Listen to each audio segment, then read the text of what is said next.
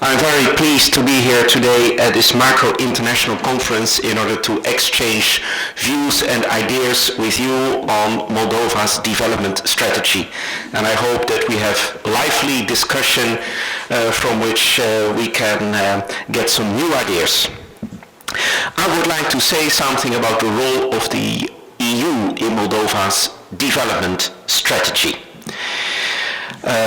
Moldova is a country which is in a process of transition, and the EU takes a strong interest in supporting this transition process. Let us first take a look at Moldova's development strategy, based on the 2020 National Development Strategy. The most important thing is, as was also mentioned by the previous speakers, to move from a remittance and consumption-driven model of growth towards an export-driven model, which is characterized by investment, innovation, and competitiveness. Well, that is important in order to reduce the vulnerabilities of the economy and to create jobs. Now, that sounds very nice, but it is not so easy to achieve. There are lots of things to be done. There are challenges to development, but there are also comparative advantages. The EU can contribute to meeting the development challenges, to improving the business environment, and to strengthening the comparative advantages which Moldova has. Let's now take a look at the development challenges. You see here a list.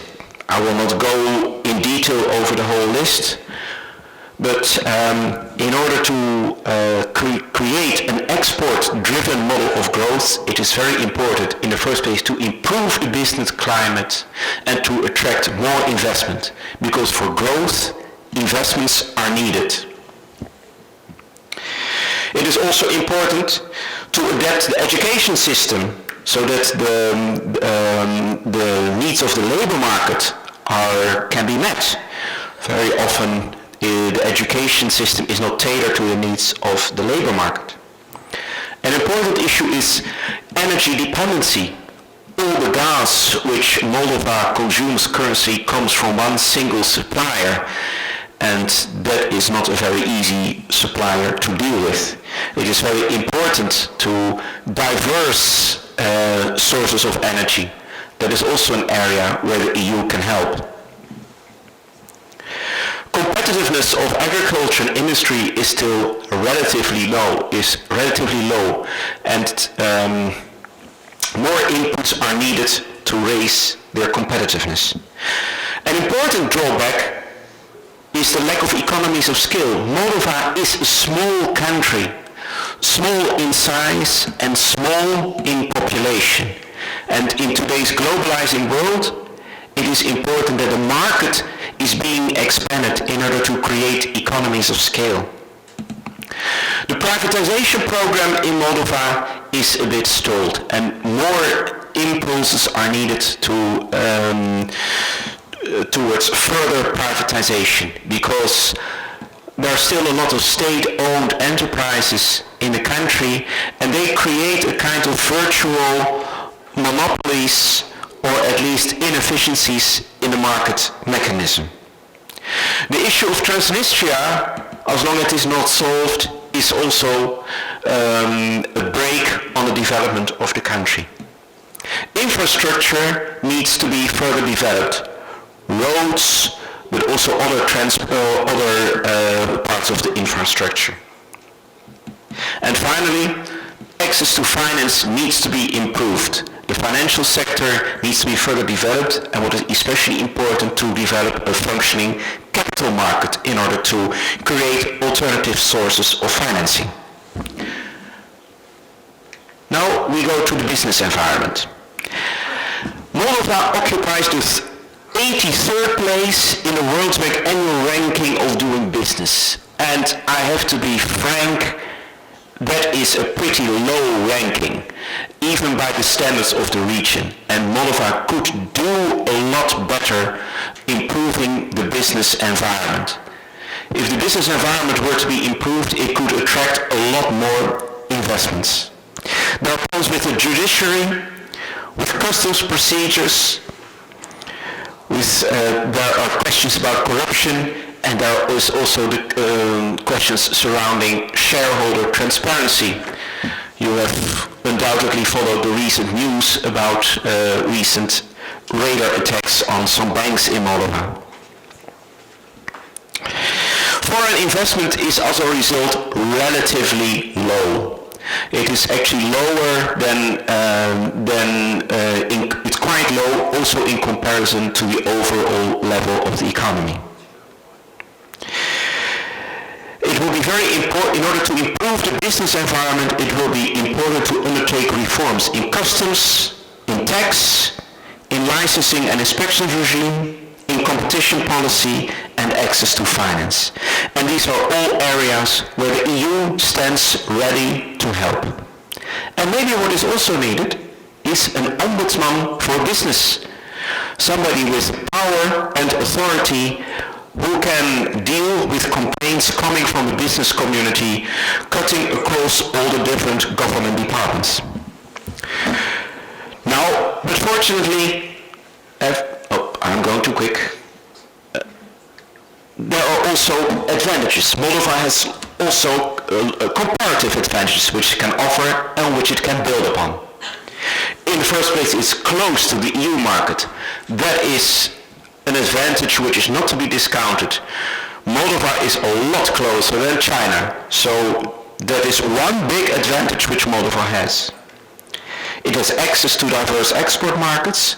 Very important, a multilingual labor force.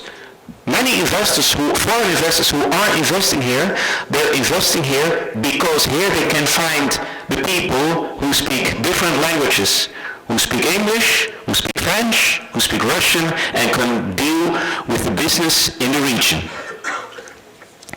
And it has very rich, abundant natural resources, especially as regards agriculture.